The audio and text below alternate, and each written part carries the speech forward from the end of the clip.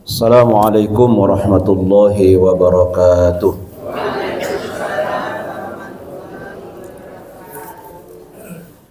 Alhamdulillahi rabbil alamin. Assalatu wassalamu ala asyrafil anbiya'i wal mursalin nabiyyina Muhammadin wa ala alihi wa sahbihi ajma'in. Amma ba'du. Bapak Ibu rahimakumullah, bagaimana kabarnya Bapak Ibu? Alhamdulillah. Ya, kita bersyukur kepada Allah Subhanahu wa taala. Allah masih memberikan kita panjang umur, Allah masih berikan kita sehat. Mudah-mudahan Allah berikan kita kecukupan rezeki sehingga kita bersama-sama masih senantiasa bisa beribadah dan mengabdi kepada Allah dengan baik dan istiqomah. Salawat beriring salam mudah-mudahan senantiasa Allah limpahaturkan untuk junjungan kita Nabi Muhammad sallallahu alaihi wasallam. Yang kemarin sampai ayat berapa? Ayat 200. Kita lanjutkan ya Bapak Ibu sekalian, berarti 213 ke bawah. Surah Al-Baqarah. أعوذ بالله من الشيطان الرجيم بسم الله الرحمن الرحيم كان الناس أمة واحدة فبعث الله النبيين مبشرين ومنذرين وأنزل معهم الكتاب بالحق ليحكم بين الناس فيما اختلفوا فيه وما اختلف فيه إلا الذين أوتوه من بعد ما جاءتهم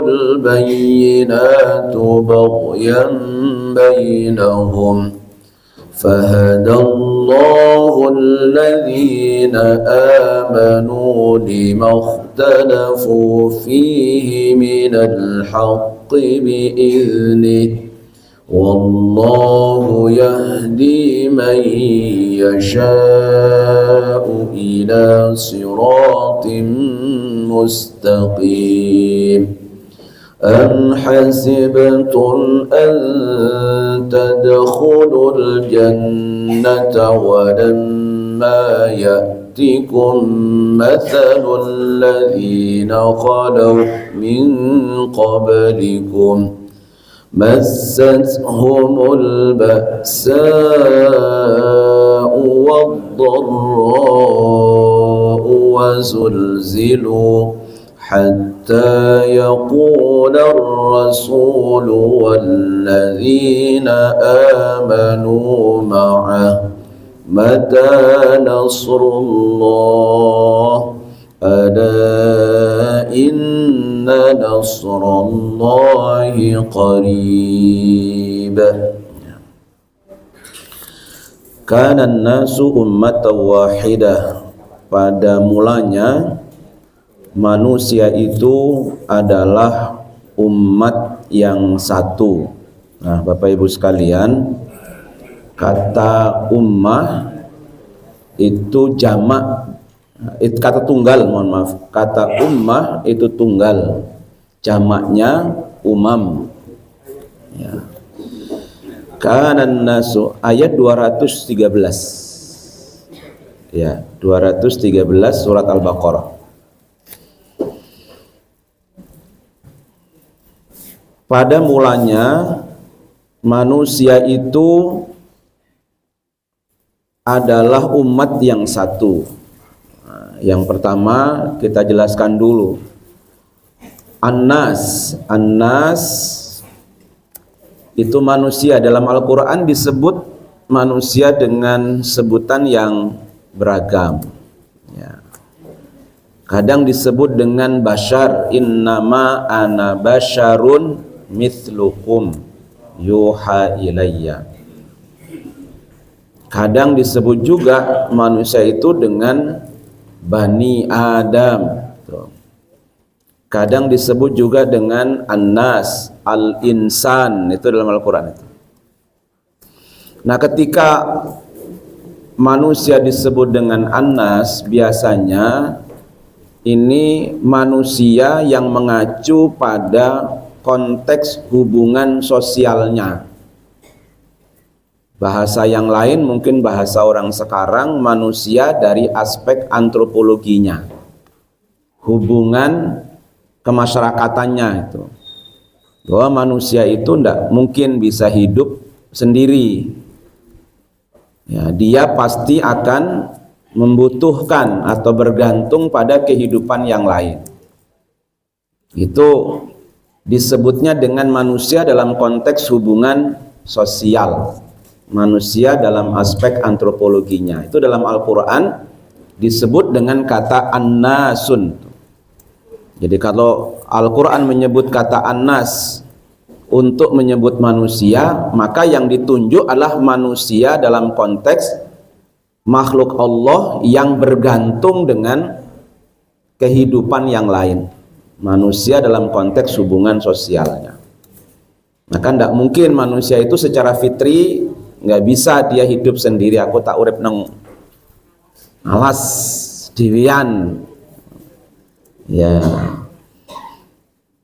Ya, manusia akan hidup bermuamalah dengan yang lain ya, yang lain. Nah, kata umat ini bentuk tunggal, jamaknya umam. Dalam konteks ayat ini At-Tanwir itu punya simpulan. Yang dimaksud dengan umat di sini bukan sekelompok manusia begitu, tetapi sekelompok manusia yang telah diikat oleh tuntunan tertentu, ajaran tertentu. Maka dalam tafsir At-Tanwir, ummah itu diartikan dengan bimakna al-millah Ibrahim. Jadi ajaran Nabi Ibrahim. Manusia itu pada awalnya umat yang satu, yaitu umat yang satu itu satu dalam tuntunan ajaran millah Ibrahim. Jadi dulunya manusia itu satu dalam tuntunan yang sama, yaitu tuntunan Nabi Ibrahim. Maka kita bersama-sama ini kalau sering kita nih berdebat dengan agama yang lain, maka tuntunan Al-Quran bagaimana? Kembali saja kepada agama Ibrahim, maka kita akan menemui titik temu. Kenapa? Karena ajaran Nabi Ibrahim itu ajaran tauhid. Itu. Maka pada mulanya sebenarnya manusia itu bertauhid, mengikuti millah Ibrahim. Ta'alau ila kalimatin sawa'in bainana wa bainakum. Silahkan kita ini kembali kepada millah, ajaran yang sama, yaitu ajaran Nabi Ibrahim alaihissalam. Maka Nabi Ibrahim sering disebut dalam Al-Quran abaukum atau abikum millata Ibrahim. Abikum millata Ibrahim. Nabi Ibrahim itu disebut oleh kita sebagai bapak, bapak kita. Ya, karena dari Nabi Ibrahim itulah nanti akhirnya bercabang-cabang utusan itu. Ya, kan pertama tuntunan Nabi Adam kan nggak punya tuntunan. Kita nggak tahu tuntunannya Nabi Adam kayak apa. Baru Nabi Nuh sudah umatnya habis karena ditenggelamkan, ya kan? Baru kita mengetahui tuntunan Allah itu kan dari Nabiullah Ibrahim alaihissalam. Nah, Nabi Ibrahim nanti melahirkan nabi-nabi yang diutus untuk agama besar itu. Ya, nanti ada jalur Nabi Musa, ada nanti jalur Nabi Isa, Nabi Muhammad, itu kan setelah Nabi Ibrahim alaihissalam. Tapi tadinya sebenarnya tuntunan kita ini sama, karena kembali kepada millah Ibrahim. Itulah makna kanan nasu ummatan wahidah yang dipahami di dalam tafsir At-Tanwir Muhammadiyah. Nah, dulunya begitu. Tapi seiring dengan perkembangan tuntunan yang satu tadi itu rupanya dipahami beragam oleh masyarakat. Ya. Jadi masing-masing masyarakat, kemudian sepeninggal Nabi Ibrahim tentu itu sudah punya tuntunan yang beragam. Mereka membentuk komunitas-komunitas tertentu dan mereka melaksanakan keyakinan-keyakinan atau nilai-nilai yang berkembang di masyarakat yang kadang sering berbeda. Itulah kemudian faba'atsallohun nabiyyin. Akhirnya setelah itu Allah utus nabi-nabi, utusan-utusan Allah itu. Nah, tugas dan fungsinya adalah mubasysyirina wa mundhirin, memberikan kabar gembira bagi mereka yang masih konsisten dengan ajaran-ajaran sebelumnya, wa mundhirin, dan memberikan peringatan bagi mereka yang menyimpang dari ajaran-ajaran tauhid itu. Nah, karena Nabi itu butuh bukti bahwa dia memang utusan Allah, maka Allah selalu mengiringinya dengan wa anzala ma'ahumul kitab. Diberikan kitab. Kitab itu sebagai bukti, karena semua butuh bukti itu. Tidak boleh orang mengatakan bahwa saya utusan Allah tanpa membawa bukti. Kan sekarang banyak juga itu orang yang mengaku sebagai utusan Allah, gitu ya, nabi-nabi palsu itu apa yang menjadi bukti atas bahwa mereka ini memang diutus oleh Allah Subhanahu wa taala. Nah, nabi-nabi itu buktinya adalah kitab. Ya. Disebut di sini wa anzala ma'ahumul kitab. Alkitab itu bentuk tunggal, jamaknya kutub. Allah tidak sebut wa anzala ma'ahumul kutub. Padahal ini yang dimaksud adalah Allah menurunkan kepada mereka, bersama dengan mereka. Kan harusnya lumrahnya kitabnya jamak, karena merekanya jamak. Mereka itu kan jamak banyak. Tapi Allah sebut dengan Alkitab tunggal. Ini sekaligus dalam tafsir At-Tanwir dipahami bahwa sejatinya kitab-kitab yang banyak yang diturunkan oleh Allah itu isi kandungannya adalah satu. Itu karena diturunkan oleh Tuhan yang sama. Nah, sekalipun Allah mengutus banyak utusan, nabiyin, ya, jamak, nabiyin, nabi-nabi yang banyak, tapi yang diturunkan oleh Allah bersama mereka adalah Alkitab, bukan Al-Kutub. Ya, bukan kitab-kitab. Nanti kalau kitab-kitab maknanya masing-masing nabi kitabnya beda. Tuh, itu keindahan bahasa Al-Qur'an. Ya, jadi ditata sedemikian rupa oleh Allah dalam Al-Qur'an ini supaya penjelasannya betul-betul bisa jelas buat kita. Nah, bil haqqi kitab itu diturunkan bersama dengan mereka itu bil haqqi, dengan kebenaran. Nah, maka boleh diuji nanti kitab-kitab ini karena dia bukti. Bukti itu kan bisa diuji. Nah, maka kalau mau diuji silahkan. Termasuk Al-Quran. Tantangan Quran masih belum dicabut oleh Allah karena ayatnya masih ada. Ya, siapa yang ingin atau meragukan Al-Quran silakan. Nggak usah dibuat satu Quran gitu. Tuh. Kalau perlu 10 surah, kalau enggak ya surat paling pendek sajalah, kata Allah itu. Bisuratin mim mithli. Satu surat yang paling pendek saja. Kalau dan itu belum dicabut, ayatnya masih ada dalam Quran. Ya, tantangan berlaku karena masih bisa diuji bahwa ini memang betul-betul bil haq diturunkan oleh Allah dengan kebenaran. Apa fungsi dari kitab yang membersamai utusan Allah sebagai bukti atas diutusnya mereka itu? Liyahkuma bainan nasi fi makhtalafu fi, untuk memberikan keputusan di antara manusia itu terhadap apa yang mereka perselisihkan.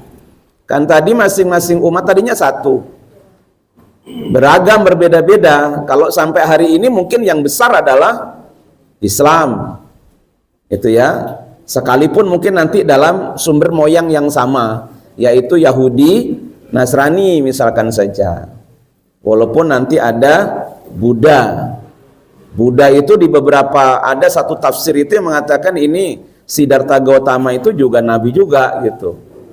Maka Buddha itu juga agama samawi, itu ada yang mengatakan begitu. Tapi lepas dari itulah yang kita yakini sekarang ada 3 agama samawi besar. Kan mereka banyak berselisih ini. Ya, umat Islam berselisih, berbeda nanti dalam hal-hal tertentu. Biasanya perbedaan itu lebih banyak terkait dengan perbedaan yang seharusnya tidak bisa diperbedakan karena tauhid, tuh, Tuhan, ketuhanan biasanya. Karena hal-hal yang lain itu masih sama. Banyak yang sama lah, akhlak gitu misalnya sama. Ya, di kita diperintahkan untuk jujur, ya agama Nasrani Yahudi juga ada ajaran itu, berbuat baik pada orang lain, ya semua masih ada. Tapi yang paling pokok biasanya perselisihan itu pada hal yang seharusnya malah tidak harus berbeda, berselisih gitu, yaitu soal ketauhidan. Maka nabi-nabi diutus itu dalam rangka kan untuk meluruskan tadi itu, meluruskan kembali umatnya. Ya. Nah, ketika ada perbedaan, maka boleh merujuk kepada kitab itu. Nah, karena kitab itu diturunkan memang dalam rangka untuk memberikan putusan terkait dengan apa yang mereka perselisihkan. Nah, itu fungsi dari kitab yang diturunkan oleh Allah kepada para nabi. Wa makhtalafa fihi illa alladzina utuhu min ba'di ma ja'athumul bayyinat. Wa makhtalafa fihi, tidaklah mereka sebenarnya berselisih tentang kitab itu, bahkan illa alladzina utuhu min ba'di ma ja'athumul bayyinat. Ya. Melainkan orang yang telah didatangkan kepada mereka penjelasan ya, mim ba'di ma ja'at man anma illal ladzina utu mim ba'di ma ja'athumul bayyinat. Jadi bahkan perselisihan itu malah sering terjadi setelah kitab itu diturunkan. Ini kan fungsi kitab sebenarnya untuk meluruskan tadi itu, menyelesaikan perselisihan. Tetapi orang-orang yang berselisih malah terjadi setelah kitab itu turun. Nah, ini Bapak Ibu sekalian, maka ada Seorang profesor tuh dari UGM menyatakan, menarik beliau sampaikan itu. Ya, ketika dalam pengajian saya dengarkan, ini menarik ini. Jurusan beliau bukan agama tapi beliau ahli agama. Senang belajar agama karena ilmunya ilmu umum. Jadi saya sering tertarik itu dengan orang-orang basicnya basic umum, tapi dia paham ajaran agama itu lebih canggih biasanya daripada kita-kita ini. Nah, kalau saya kan basicnya memang agama, tapi saya nggak tahu ilmu umum itu. Tapi ada orang yang ilmu umumnya bagus, agamanya bagus. Gitu. Nah ini apa kata beliau itu? Agak menggelitik juga. Kita ini aneh. Kalau Allah tidak berbicara, ketentuan Allah berjalan. Tapi kalau Allah berbicara, ketentuan Allah tidak berjalan karena kita berselisih. Maknanya begini, kalau Allah itu, kalau tidak ada ayatnya, kekuasaan Allah itu jalan gitu. Jadi gedung-gedung ya terbangun tinggi gitu, tidak ada orang berselisih. Iki haram atau halal, nggak ada. Itu ya. Mobil itu bermacam-macam merek gitu karena kreativitas manusia. Kreativitas itu juga anugerah dari Allah. Ya, tentu menggunakan anugerah dari Allah sehingga tercipta banyak teknologi, hal-hal yang lain. Itu nggak perlu tanya ayat itu.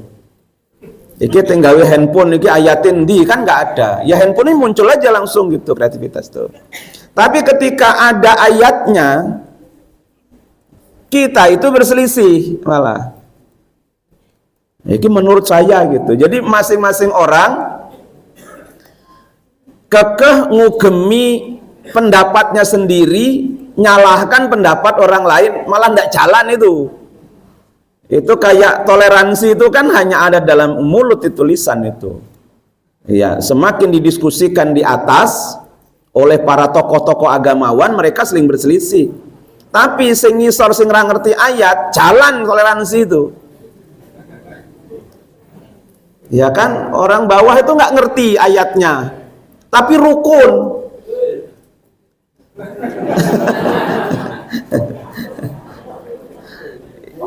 Iya kan, kalau ya orang bawah itu biasa. Ati nanti bu, tilek sopo, tanggone dewe lagi lahiran. Itu sing ditilikin non muslim.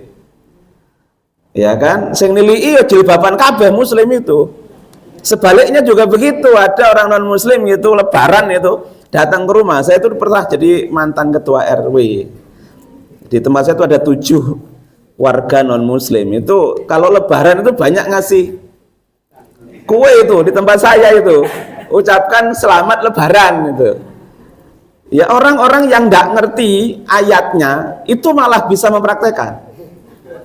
Itu loh Pak, kadang-kadang itu. Tapi sing pas pernah ndelok ayate malah ora iso kumpul. Iya. Kadang podo-podo saorganisasi ini orang gelem. Karena beda pemahaman. Bahkan mereka berselisih setelah Allah turunkan buktinya. Nah gitu. Ini kan panjenengan ada surah yang paling sulit katanya para ahli tafsir untuk menafsirkan itu kan surah Al-Bayyinah itu. Jadi Al-Bayyinah itu diakui oleh para ahli tafsir itu surat yang paling sulit untuk ditafsirkan. Itu ya Al-Bayyinah. Nah, itu dia di sana itu kan juga dijelaskan di Al-Bayyinah itu. Bahkan perselisihan itu terjadi setelah datang kepada mereka utusan atau kitab Allah itu. Padahal tadi itu kan sebenarnya diturunkan kitab itu supaya mereka bersatu dalam keyakinan ketauhidan yang semula gitu. Kenapa ini sering terjadi baghyam bainahum? Karena biasanya persoalannya bukan pada kitab dan buktinya, tapi persoalannya pada kedengkian yang ada di hati mereka. Baghyan itu maknanya hasadan. Baghyan itu ay hasadan, kedengkian. Jadi zaman Nabi ini kan ayat diturunkan Al-Baqarah kan Madinah. Di Madinah ini ya segmentasi masyarakatnya adalah plural, beragam dari sisi agama. Ya, ada agama Islam, ada penyembah berhala walaupun tidak banyak, tapi ada Yahudi yang paling besar dan ada Nasrani yang tidak terlampau besar. Nah, dari konteks ayat ini kan begitu itu. Ini diturunkan di Madinah. Di Madinah berselisih karena orang-orang Yahudi mengaku beriman kepada Allah dan beriman kepada kitab yang diturunkan oleh Allah. Tapi mereka wayakfuruna, mereka mengingkari kitab yang datang setelahnya. Masalahnya itu. Jadi wong Yahudi di zaman Nabi itu mengatakan nu'minu, kami beriman bima anzalallah, nu'minu bima unzila alaina wa nakfuru bima wa yakfuruna bima wara'ahu. Betul ya? Ya, tuh. Jadi mereka mengimani apa yang diturunkan kepada mereka, kepada kami, yaitu Taurat, itu argumen mereka. Ya, tapi mereka mengingkari apa yang diturunkan oleh Allah setelah Taurat. Itu kan ya lucu. Kalau beriman kepada Allah, beriman kepada Taurat, kenapa tidak beriman kepada Injil dan Quran? Wong Tuhane siji. Ya, harusnya kalau mereka beriman kepada Taurat, ya mesti ini beriman kepada Al-Quran kan gitu. Karena di antara isi Taurat adalah berita tentang kedatangan Nabi terakhir. Kenapa yang itu tidak diimani? Nah, harusnya kan diimani. Yaitu mereka waktu itu. Kenapa ini terjadi di kalangan mereka? Itu karena baghyan bainahum, kedengkian. Makanya kedengkian itu problem paling besar nanti untuk kembali kepada ajaran yang benar. Itu karena kedengkian tadi, nggak seneng, ya, nggak suka orang lain ya mendapatkan sesuatu yang baik, ya, berusaha agar sesuatu itu hilang dari orang lain. Ini kalau sudah urusannya dengki kan nggak bisa dijelaskan memang. Ya, mau sejelas apapun buktinya, kalau dasare dengki serai apa lagi itu, itu wis ora kodal. Iya, jadi ora kodal tuh. Apa yang sulit orang yang lagi jatuh cinta kan, itu wis gak kena dikandani.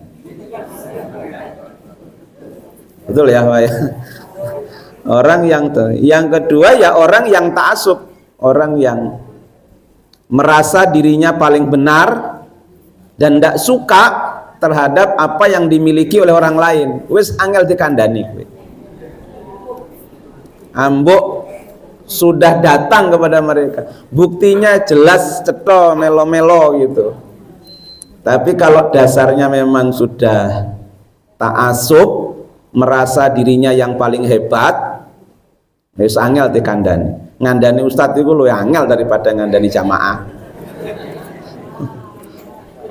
Lho tenan itu. Ngandani ustadz iki paling angel. Ngerti dalile soalnya, ngerasa paling bener. Nggih. Ngandani suami itu paling angel, Bu, daripada ngandani wong wedok. Kira Bu? Iya, karena wong lanang wis ngerasa paling pinter, paling bener walaupun jarang ngaji. Kan ibuke pengajian terus. Nanti ana pengajian mangkat. Lah bapake diundang pengajian nang sebelah ya ora mangkat kok. Gitu. Neng ya wis krana ngerasa paling bener tetep angel. Kandhane Pak kudune ngene Pak, ora sayik wong wedok iki. Dan gitu biasanya itu. Memang agak susah itu ngasih tahu. Saya sampai bilang kan yang ngatur jadwal ngaji saya itu istri saya itu. Jadi malah saya itu jarang kenal dengan takmir-takmir. Bojoku akrab banget karo takmir-takmir. Karena kalau ngubungi mesti nang kontake bojo kula. Sok lali kula niku. Pak benjing ngisi pengajian ngen kula nggih. Nggih, ngoten niku. Sesuk ana sing teko meneh, Pak ngisi ngen kula nggih. Nggih, ternyata sore diingatkan, Pak ampun kesupen nggih, mangke ngen kula. Sijine ngilingke meneh, ampun kesupen mangke ngen kula tempuk. Karena tadi enggak dicatat. Ya, enggak nggih. Are diseneni karo bojone. Abi enggak boleh begitu. Udah, Umi saja nanti kalau yang pengajian. Nah, saya udah pesen untuk tapi Jumatan itu Abi setiap bulan hanya 2 saja ya. Yang lainnya kosongi. Kenapa? Aku ben iso ngrungokke pengajiane wong liya. Engko lek aku khutbah terus ben Jumat kapan aku ngrungokke? Padahal Jumat itu paling penting bro saya gitu. Tuh. Ya walaupun angger teko Jumatan turu doan. Ya padahal itu paling efektif, nasihatnya nggak banyak gitu ya. Isinya daging biasanya gitu. Di sini daging. Nah cuman ya karena Jumatan iku yo awan nggih. Nek Jumatan kuwi rada isuk sithik ngono mungkin nggih mboten turu. Nggih awan-awan ngono Jumatan. Sadurunge Jumatan itu mandi besar, paling penak turu. Bermandi besar, kipas angin semilir nang dhuwur samping AC saiki mesit-mesit turu. Itu tangi-tangi khotibe wis rampung. Nah, jadi bagian bainahum fahadallahu alladhina amanu lima ikhtalafu fihi minal haqqi biidznih.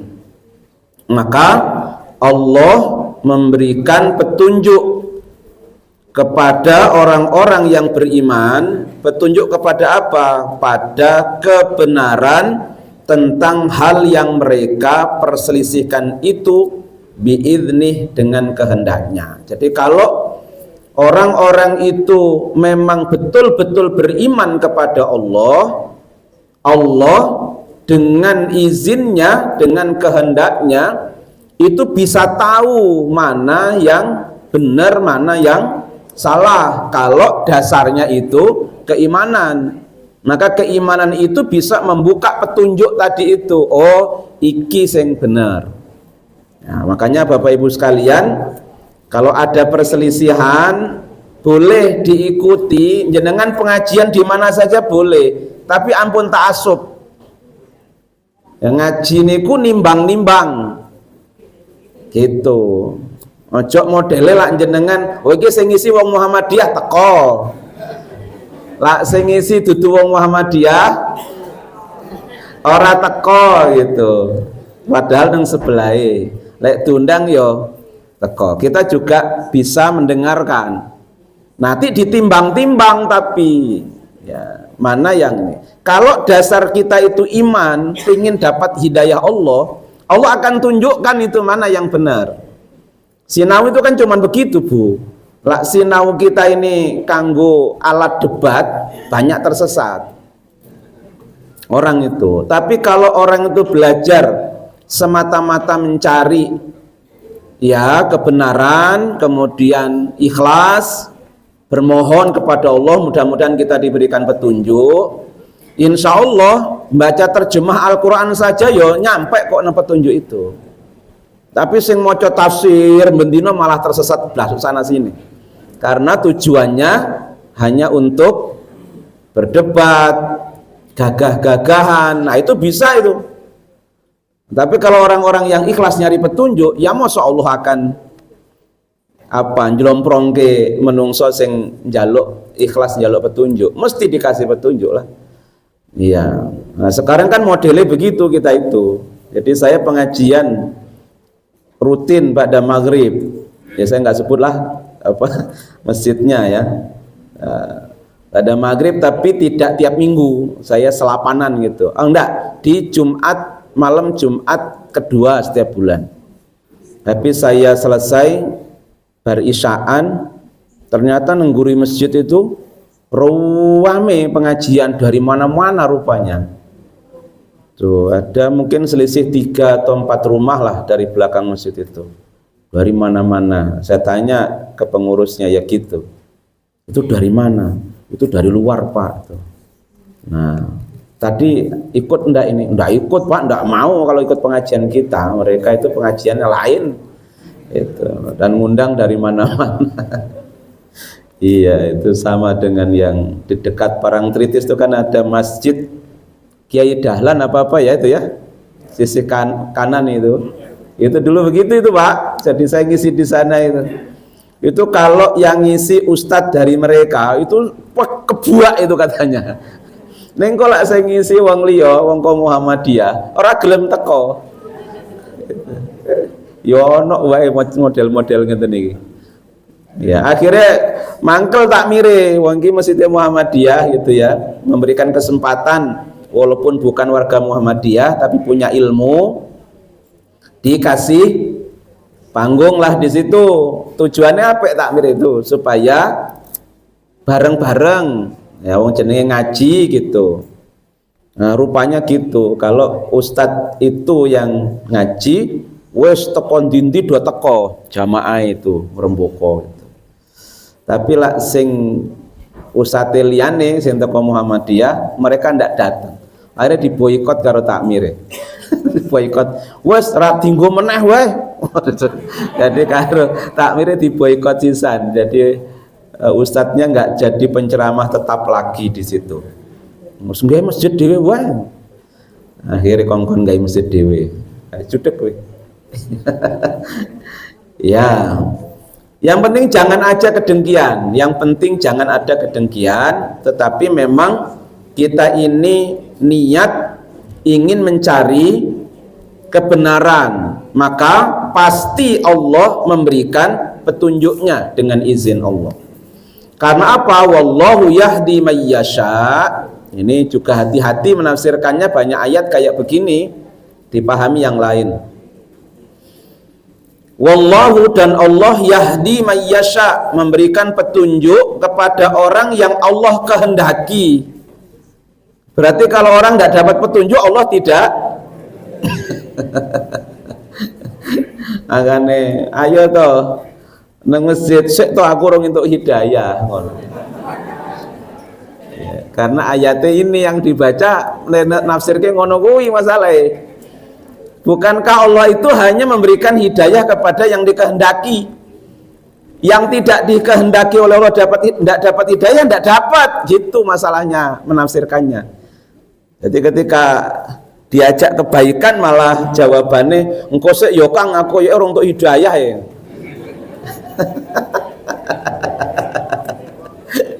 Iya. Haji orang dipanggil jadi. Mau mulai manggil iki mulai zaman Nabi Ibrahim. Iya. Ora dipanggil-panggil. Aku orang untuk panggilan. Padahal anggar ono tanggane ngiris tanah mesti takon regane. Angger tanggane tuku apa ngedol tanah krungu langsung teko nang omahe takon regane. Ngono soal haji jadi orang ono panggilan. Ya. Ya, karena tadi katanya ngerasa belum dapat hidayah gitu ya.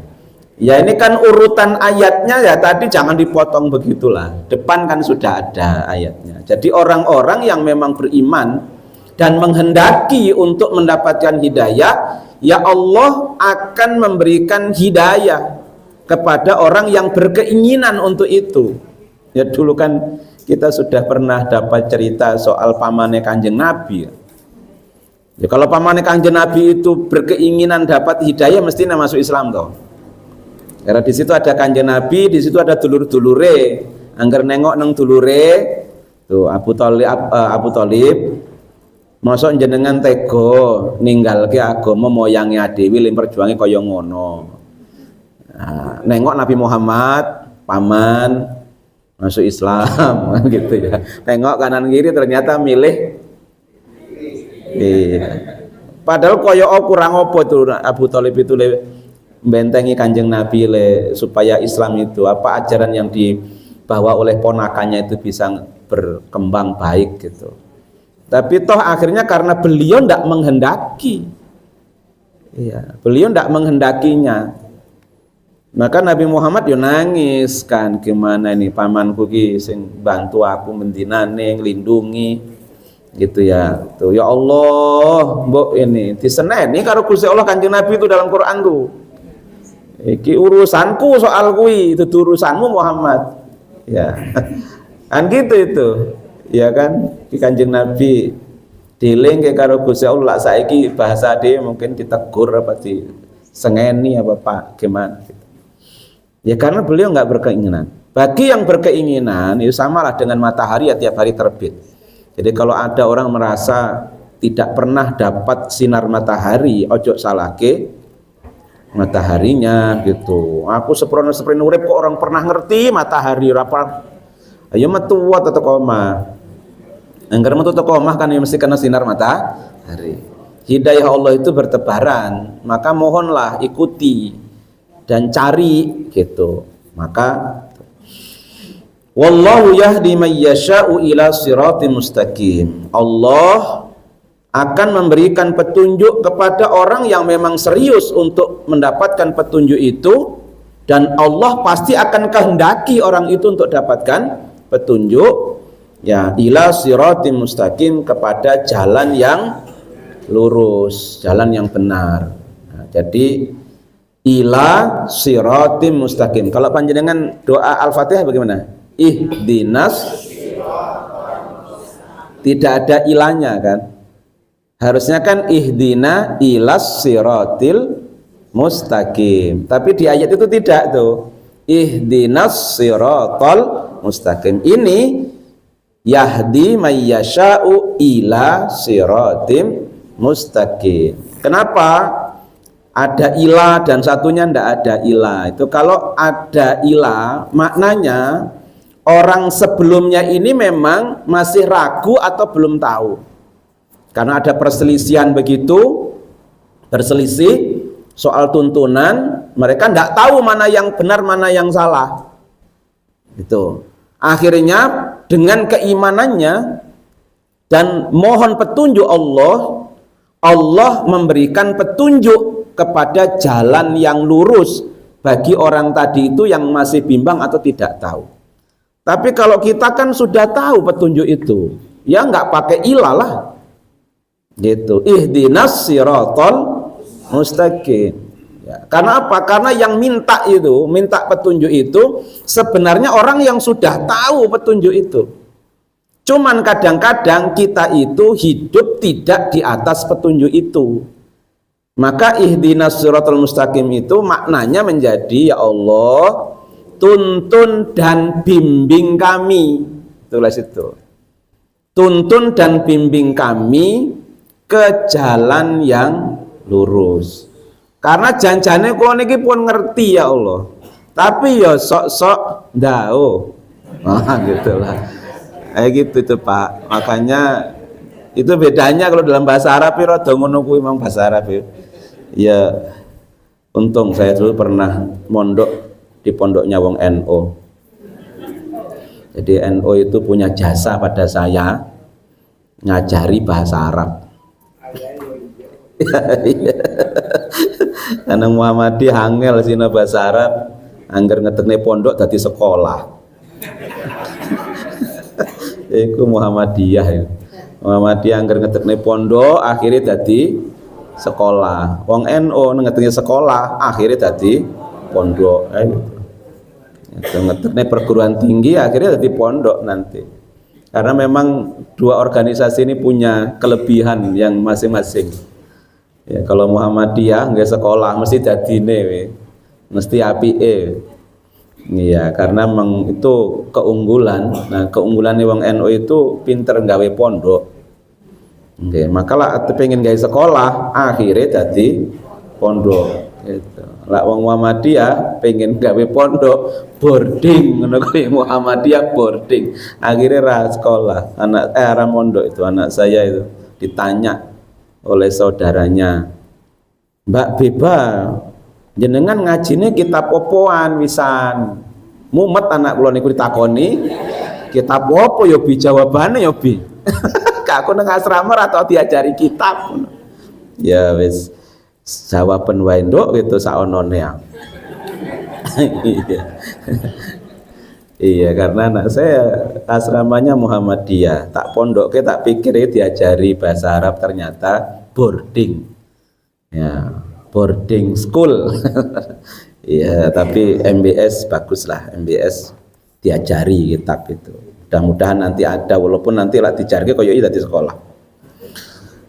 Ya, jadi wallahu yahdi may yasha ila siratim mustaqim. Ini kayaknya yang lain besok ini paling Pak, karena sudah tinggal ini agak panjang, nanti enggak apa-apa kita mohon nggih Pak, ditandai nggih Pak. Saya sok lali 213. Nah, karena sudah tinggal 10 menit, mungkin ada yang bertanya, dipersilahkan nanti. Oke, monggo Bapak. Bicara masalah khilafiyah mah sebenarnya berpedoman anak hadis. Iya, betul. Tapi sebagai contoh, kita sebagai orang Muhammadiyah tentu yang awam kita itu tujuannya pada HPT dan fatwa Tarjih. itu sebenarnya. Yeah. Nah, seperti contoh, habis kita baca apa? Sadaqallah, itu kan perbedaan. Yeah. Nah, kita maju pada tanya jawab saja. Iya. Tanya jawab tidak usah diucapkan, tapi diyakini Allah itu benar dari Allah. Itu misalnya, itu yang lain ini saya tanyakan masalah wanita yang head itu ada yang banyak negara tidak ingin ngaji, ya. Nah, kecewa saya kalau ibu-ibu mengajar di itu tidak datang, bagaimana? Boleh kalau hanya kan asal dibalut alatnya dipakai di masjid, ngaji 1 jam aja boleh. Itu gimana kan untuk ada head yang ingin ngaji di masjid. Muhammadiyah. Bapak Ibu sekalian, memang kalau fikih namanya fikih nggih, fikih niku nan pemahaman. Nah, fikih niku maknane pemahaman. Ya, fikih pemahaman yang mendalam tentang persoalan-persoalan berdasarkan pada dalil rinci dari Al-Quran dan Al-Hadis. Makanya karena sifatnya pemahaman, wajar kalau fikih itu pasti beda. Nah, wajar gitu. Jadi perbedaan itu sudah tidak bisa dielakkan karena namanya fikih, karena pemahaman. Maka ada aturan di dalam fikih itu selama pemahaman itu dihasilkan dari proses ijtihad. Ya. Ijtihad itu tentu ada syarat-syaratnya. Tidak mesti orang itu bisa beristihad. Nah, karena ada syarat yang begitu kompleks. Makanya di Muhammadiyah, karena Muhammadiyah itu memang tarjih itu hakikatnya adalah ijtihad, itu jama'i biasanya bersama-sama, karena tidak mungkin sekarang bisa beristihad dengan mandiri ya, kecuali Imam Syafi'i, Imam Maliki, Imam Hambali, mereka punya kompetensi keilmuan yang komplit sehingga bisa menjadi mujtahid mutlak. Tetapi orang sekarang tidak mungkin ono sing hafal Quran ra hafal hadis. Ya kan?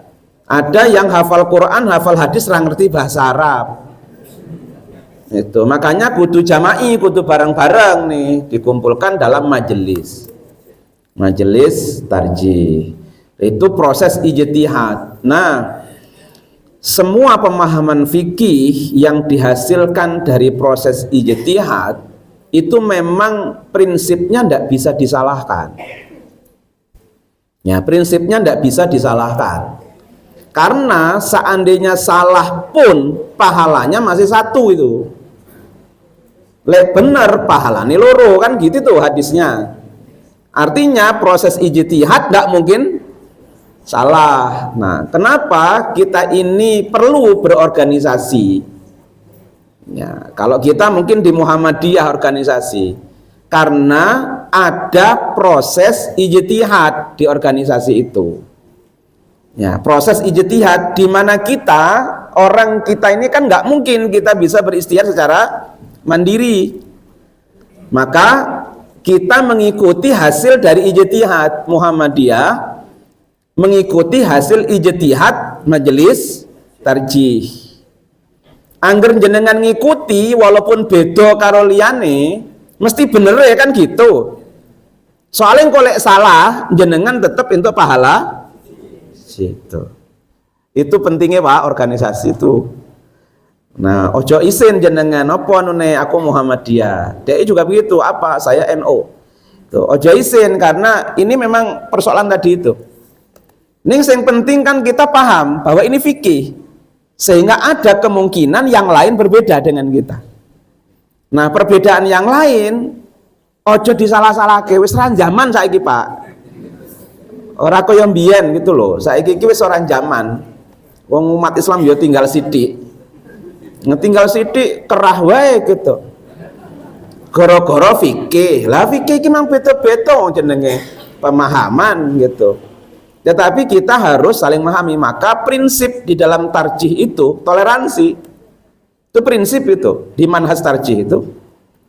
Nah, di antara prinsip manhaj tarjih adalah satu, mengambil yang dianggap lebih kuat oleh majelis tarjih tapi tidak menyalahkan yang dianggap oleh majelis tarjih itu lemah. Enggak, majelis tarjih enggak pernah menyalahkan, itu prinsip. Kok nyalah-nyalah ke? Mesti ini orang pati paham majelis apa manhaj tarjih. Manhaj begitu kita itu di Muhammadiyah. Nah, yang kedua lah toleransi. Kita harus menghargai pendapat yang lain walaupun kita sudah putuskan atau fatwakan. Nah, termasuk tadi misalkan saja kalau yang lain ya benar-benar tidak boleh itu. Karena ayatnya sudah jelas gitu. Wong sing menstruasi itu liwat tok sing entuk itu liwat cepet abiri sabil hatta taghtasilu. Sampai nanti yang bersangkutan mandi besar baru boleh masjid. Nah, tetapi Muhammadiyah biasa, Muhammadiyah itu memang piye ngono kuwi. Angger anu iki memahami unik bagus tapi. Iya. Jadi karena selalu mengikuti perkembangan zaman. Data itu menjadi konsideran hukum di Muhammadiyah. Sehingga ya biyen nggak boleh begitu, takut kececer-cecer. Nah gitu. Sekarang sudah ada alatnya, bahkan termasuk ketika baca Quran gimana gitu. Ya yang penting orang nyekel lah. Ya, ngapalke entuk ora, yo entuk ngapalke walaupun menstruasi tenahke, engko lak ora ngapalke setengah bulan yo lali. Ya karena orang ngafalkan Quran itu kan kalau sudah hafal yo kudu ketemu karo ayat kuwi minimal paling lama 5 hari sekali. Jadi kalau sudah hafal 30 juz, pengen nyantol nang ati sampai mati, berarti wis kudu siap ketemu karo Anas paling suwe 5 dino sisan. Ketemu Al-Fatihah 5 dino sisan. Berarti sekali sehari minimal 5 sampai 8 juz. Itu ndremimil itu, Pak. Tapi yang kolek menstruasi lak ra entuk. Misalkan saja gitu. Nah, dan seterusnya lah itu. Tapi nanti memang ini paling mudah. Sudah ada 9 buku tanya jawab agama yang sudah dikompilasi oleh majelis tarjih. Nanti kalau apa ya panjenengan kok rada longgar hartanya itu bisa dibeli. Ya, supaya nanti kita tahu itu rinci loh Pak. Kadang-kadang kita ini saya kan pernah tanya tuh sama jamaah tuh. Ngopo saiki ngajine kok beda nang kono orang ngaji nang kene gitu. Ah nang kono luwih jelas kok, Pak. Nah, ngono kuwi. Luwih jelas bagaimana? Ya pertanyaan-pertanyaan di sana itu langsung jawabannya Quran hadis gitu. Nah, itu kan mantep itu. Gitu. Lah nang Muhammadiyah apa ora ngono kuwi? Ora ono, Pak. Lho sampean iki wis pernah maca tanya jawab agama tuh? Ya durung. Nah, ternyata yang digelisahkan dulu yang akhirnya beliau ke situ itu gara-gara pertanyaan tertentu. Dan pertanyaan tertentu itu takon nang gone wong Muhammadiyah ra dijawab. Ya kan? Berarti Muhammadiyah urung duwe jawaban kan ngono kuwi. Akhirnya ngaji ngene wong liya ketemu jawabane. Ya, ketemu jawabane. Padahal sing ditakoni mau memang urung maca putusan atau fatwa, padahal jane wis ana gitu. Jadi akeh-akeh wong Muhammadiyah pindah jamaah saat ini gara-gara niku. Iya, gara-gara niku, Pak. Nah, padahal kita itu sudah rinci. Nah, ini memang PR kita itu besar. Kenapa? Organisasi Muhammadiyah wis gede banget. Jamaahnya wis oke. Ustate rapati oke, wong Muhammadiyah iki ra seneng sinau agama. Senenge umum. Muhammadiyah itu sekolah yang disukai sing umum, lak sing agama-agama rapati seneng. Iya, buka jurusan tafsir hadis ngono ya ora ono sing mlirik walaupun kuwi ya nenggone UAD Muhammadiyah. Ngono ya ora mangkat tok. Milih informatika. Milih anu iki wong Muhammadiyah, sak anak-anakku barang. Nah, aku neruske iki sok kitabku sapa nduk sing maca nduk? Kitab Abi itu. Wis engko didekek perpustakaan Webi dihibahke. Padahal saya itu dapat hibah dari orang lain.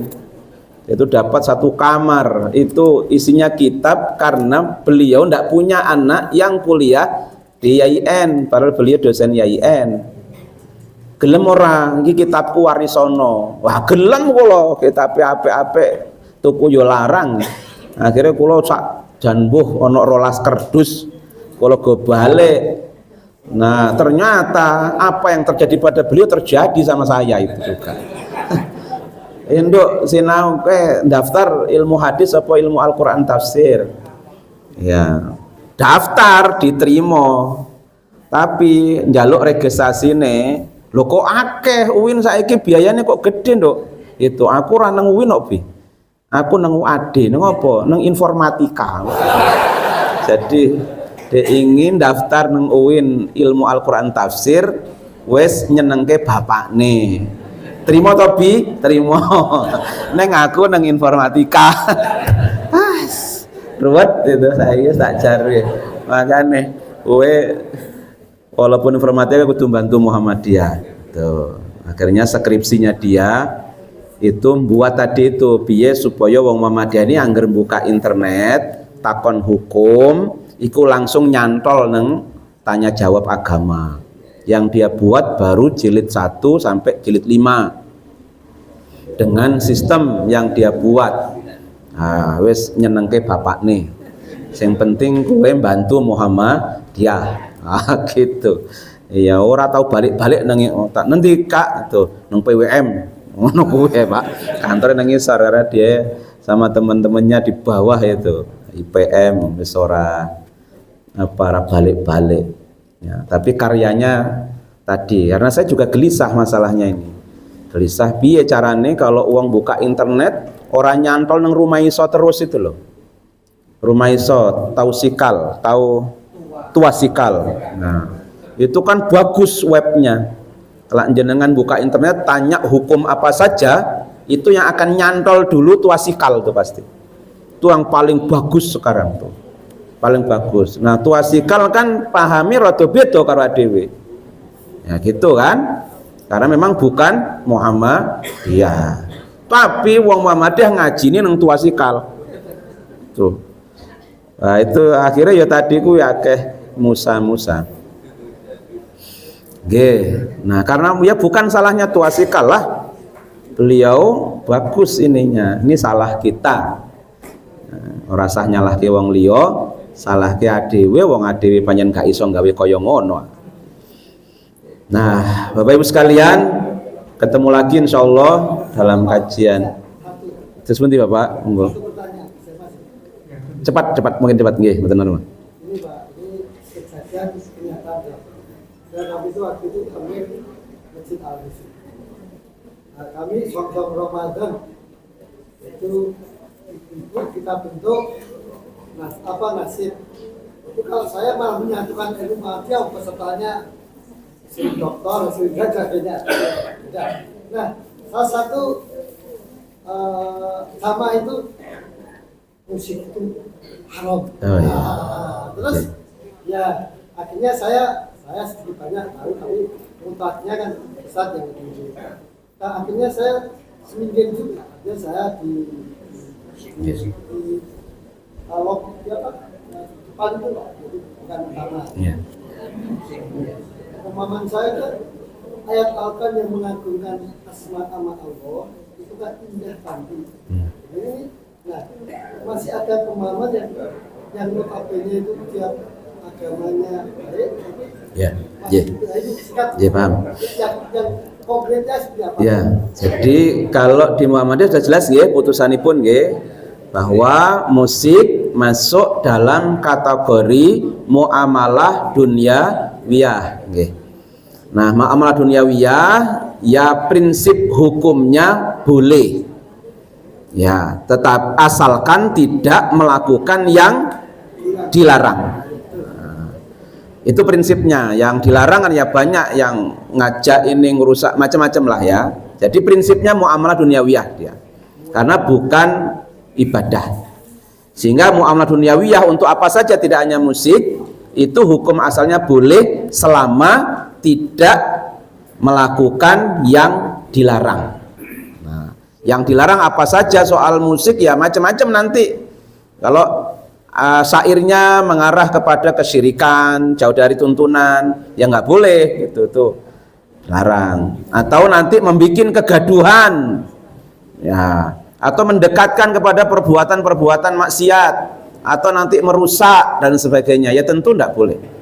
Ya, tetapi kalau nanti menjadi media untuk dakwah, ya nggak apa-apa, silakan saja. Gitu. Itu prinsipnya begitu. Nah, karena ada juga yang isinya bagus, sholawat, tapi goyang-goyang laki perempuan campur jadi siji dan seterusnya, ya nggak boleh gitu. Itu walaupun dia muamalah duniawiyah isinya apik. Sholawat mana elek itu, sholawat ya apik, tapi lah isinya kemudian joget-joget, kemudian laki perempuan jadi siji, gitu ya, di situ joget bareng dan sebagainya. Bahkan di Sinar sekarang sudah mulai sering ada tawuran, geng-gengan, karena gue gendero dur-dur toh niku. Itu ya kalau begini ya ndak boleh lah, walaupun isinya bagus. Ngoten nggih.